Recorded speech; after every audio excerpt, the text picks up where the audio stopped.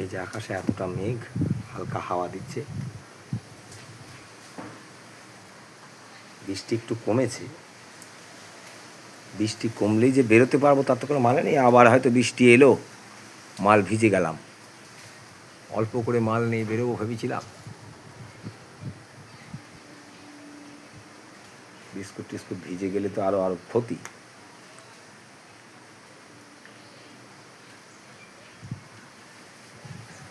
সকাল থেকে তো বৃষ্টি হলো,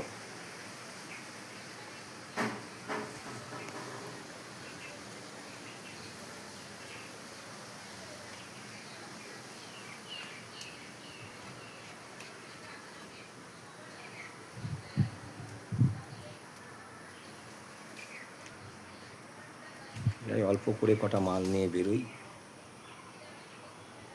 দেখি কতদূর কী হয়।